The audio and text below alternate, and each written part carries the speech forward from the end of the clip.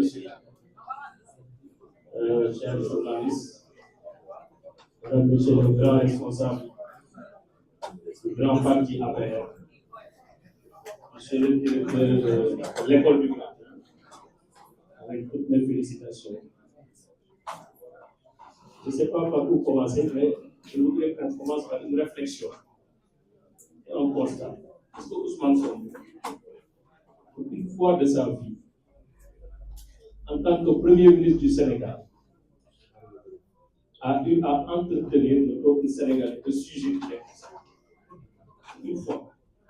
Parce que vous avez dit que Ousmane Sonko, il a parole en tant que Premier ministre du Sénégal.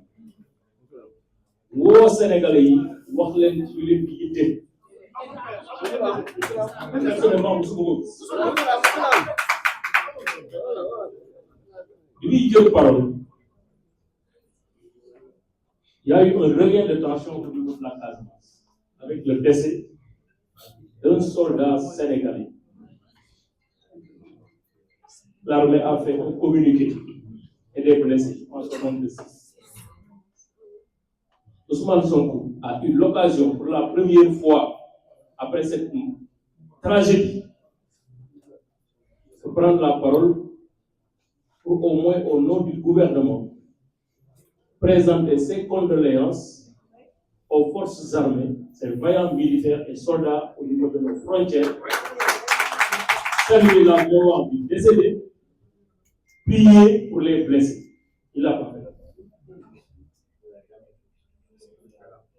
Tout le monde sait que dans le monde rural, aujourd'hui, on vit la pire crise agricole du Sénégal. Avec une mémoire de l'arachide qui a installé le monde rural dans une préoccupation forte de revenus et d'écoulement de nos produits après 3 mois de dur labeur. Ousmane Sonko en a cure. Il n'en parle pas. Il ne sait pas trouver des solutions. Il invente pour demander à la Sonacos d'acheter 450 000 tonnes, ce que la Sonacos n'a jamais pu avoir, n'a jamais pu faire au moment où la Sonacos était la Sonacos. Je ne parle pas de la crise universitaire. Aucune solution. Aujourd'hui, c'est l'impasse. Je ne parle pas des plans d'action des syndicalistes. Aucune solution. C'est l'impasse. Les enseignants, c'est l'impasse. Ils nous parlent de quoi? Ils nous parlent de quoi? Et quand il prend la parole, malheureusement, on a l'impression que le Sénégal existe à partir de 2024. Je vais intervenir sur 2 points. Le premier point, c'est son annonce d'une enquête parlementaire. Ça, il le fait parce qu'il veut emmerder, il veut entraver la candidature. En réalité, c'est ça. Donc, Luxa va y revenir, je ne vais pas empiéter sur ce qu'il doit dire. Donc, enquête parlementaire, pour la première fois, et je parle sous le contrôle d'un ancien président du groupe parlementaire, au Sénégal, qui est un pays organisé depuis 1960, nous avons 3 pouvoirs indépendants. Le premier pouvoir, c'est le pouvoir exécutif. Exécute, fait l'action gouvernementale, qui mène la politique, qui apporte des solutions. C'est le président de la République et ses collaborateurs. Le deuxième pouvoir, c'est le pouvoir judiciaire, qui juge. Le troisième pouvoir, c'est le pouvoir législatif, qui légifère, qui vote les lois, qui contrôle l'action gouvernementale. Et au cœur de notre Constitution, il y a le principe fondamental de la séparation des pouvoirs. Le président de la République, chef de l'exécutif, n'a pas le droit de donner des instructions à l'Assemblée nationale, à plus forte raison au Premier ministre. Ça viole la Constitution. Et quand il le dit, j'ai l'impression qu'il ne se rend pas compte qu'il est un Premier ministre du Sénégal, il ne peut pas donner des instructions à une Assemblée nationale indépendante, autonome, de constituer un groupe parlementaire ou une commission d'enquête. C'est très grave. Or, depuis 1789, Déclaration des droits de l'homme, il est dit à l'article 7 de cette déclaration que les sociétés qui ne garantissent pas les droits fondamentaux de l'homme et qui ne respectent pas la séparation des pouvoirs n'ont pas de constitution. C'est-à-dire, même si tu as un papier, c'est un papier, mais on ne peut pas l'appeler constitution. Donc lui, il transforme notre constitution en papier. Ne respecte pas la séparation. Or, dans le règlement intérieur, comme dans la constitution du Sénégal, article 85, etc., 70, 48 règlements intérieurs,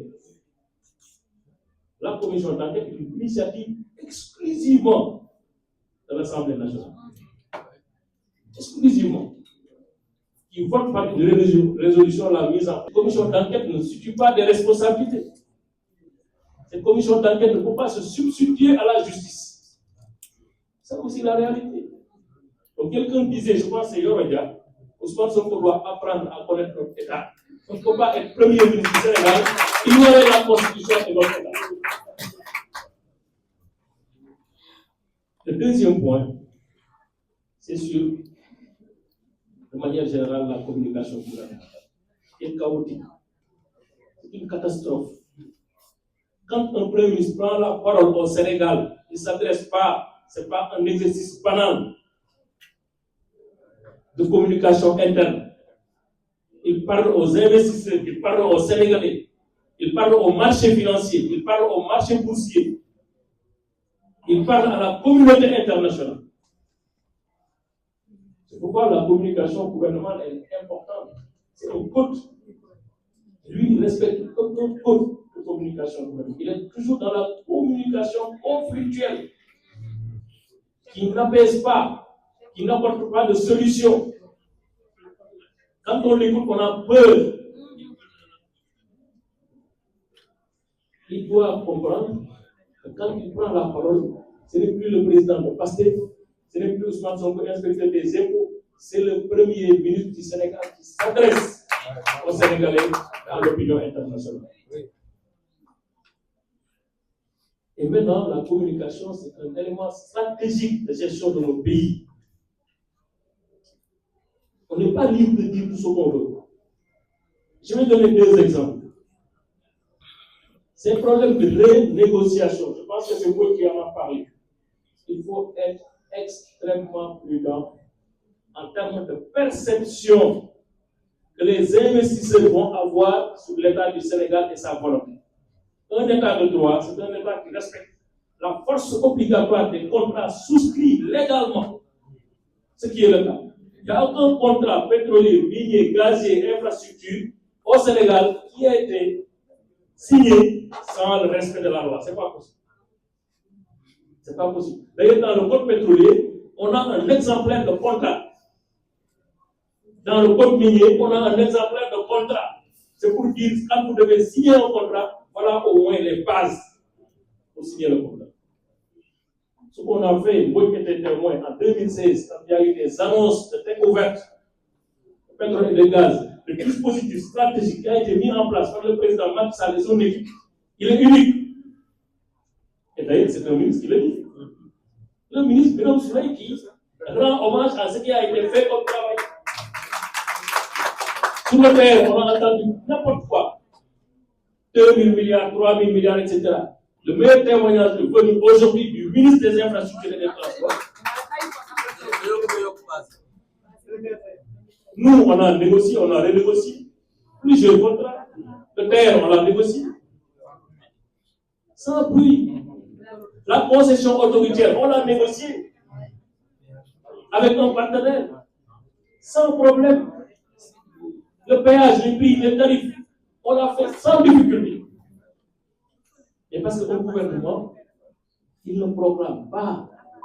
Il n'est pas constamment dans la proclamation et dans le populisme. Il faut faire un travail discret et efficace qui impacte la vie des populations. C'est ce que nous avons fait. On l'a toujours fait. Et ces contrats sont les meilleurs contrats au monde. Quand je vous parle, il ne peut pas. Et la loi l'interdit. Quand on regarde le code des obligations civiles et commerciales, qui est la base des contrats, l'article 97 dit, vous ne pouvez pas unilatéralement résilier ou réviser un contrat. Ce n'est pas possible. particulièrement dans les contrats pétroliers, où il y a une clause de stabilité qui interdit de remettre en cause, parce que les investisseurs qui viennent, 4 000 milliards, 5 000 milliards, en confiance à la loi qui est là, actuelle, en confiance à un gouvernement qui signe une convention, mais ils vont prendre toutes les dispositions, s'assurer que cette convention ne sera pas torpillée ultérieurement. Ce qui va se passer, c'est 2 événements, ou 3, ou 4 même. Quand tu continues à avoir ce discours, il y a ce qu'on appelle l'effet de renchérissement des cas. C'est-à-dire que le Sénégal va être perçu comme un risque pays majeur. Et c'est arrivé. Aujourd'hui, on a les intérêts les plus élevés de la place africaine. Aujourd'hui, quand le Sénégal emprunte, c'est comme si c'est un pays en guerre qui emprunte. Parce que le taux d'intérêt, il est arrivé à un risque. Autant le risque est élevé, autant le taux d'intérêt est élevé. Parce que les gens, ce n'est pas des humanitaires, ils viennent pour gagner de l'argent. Deuxième effet, c'est l'endettement économique. Et on y est de plein. Parce qu'aujourd'hui, tout le monde sait qu'il y a un repli économique évident. On perd des emplois, les sociétés ferment, les gens se déplacent, parce qu'il y a d'autres places beaucoup plus nobles, beaucoup plus réceptives aux investissements que le Sénégal. Donc on était pendant 10 ans la destination principale des investissements directs étrangers. Pendant 10 ans, devant le Maroc. Il y avait que l'Afrique du Sud, je pense, et l'Égypte, et on n'est pas comparable en termes d'espace, qui étaient devant le Sénégal. On était la première place en Afrique subsaharienne pendant 10 ans. Presque on absorbait plus de 2,5 milliards de dollars d'investissement direct étranger. C'est ce qui faisait que le Sénégal marchait. Ce qui faisait qu'on avait des recettes. Ce qui faisait qu'on avait la possibilité d'emprunter et de faire de grands projets sur les universités, sur beaucoup, les hôpitaux, etc. L'autre, c'est que quand on annonce comme ça des renégociations, on installe la peur dans le secteur privé. On installe la peur dans les entreprises. Parce que quand je commence par annoncer que je vais renégocier tel contrat dans le sens de resserrer, tout de suite, l'entreprise il est dans l'attentisme parce qu'il ne va plus se projeter. C'est incertain. Et l'incertitude, c'est le facteur le plus bloquant d'un investissement. Les employés se sentiront menacés, ils seront démotivés, etc. Après, il y aura une chaîne alternante qui va faire malheureusement, et c'est ça la réalité, notre dynamisme économique d'antan, on l'a perdu parce que simplement il y a eu des proclamations, des annonces, voilà, tête cachée, qui n'existe pas, 1000 milliards, bref, on a parlé qui n'existe pas, des comptes fictifs, etc. C'est ça qui est à l'origine. Cette perception négative de l'extérieur, les gens, ils voient, ils regardent, ils écoutent, en fonction de ce qui sort des communications, ils prennent des dispositions. Ce qui fait qu'aujourd'hui, le taux d'endettement du Sénégal, là, on peut dire le taux, c'est le taux le plus élevé. Les gens ne viennent pas, ils sont à Abidjan, ils sont dans d'autres places, ils sont en Guinée. Voilà, et ils boycottent la place du Sénégal. C'est pourquoi vraiment je voudrais demander au gouvernement du Sénégal de revoir leur copie, de rectifier le tir pendant le débat. Tant que ces discours musclés, faits de brutalité, inutiles, seront tenus, on continuera à avoir des difficultés. Parce que personne ne va venir, ce n'est pas l'État qui va solutionner le chômage. Il faut des partenaires. Un partenariat, c'est de l'intelligence, c'est de la courtoisie, c'est de la confiance. Quelqu'un l'a dit, je pense que c'est où.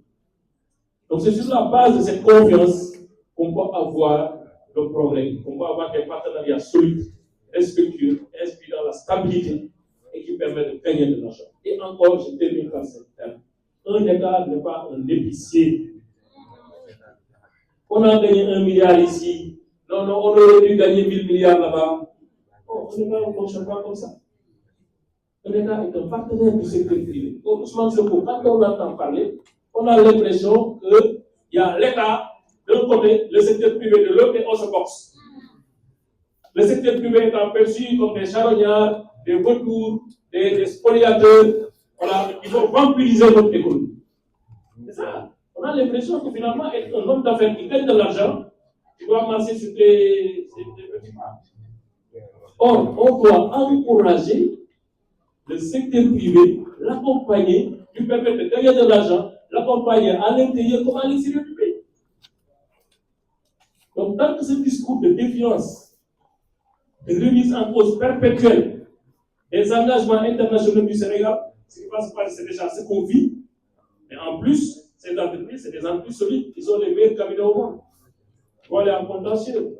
Dans tous les contrats pétroliers, c'est des contrats avec des clauses d'arbitrage. C'est-à-dire que ça ne se jugera pas ici.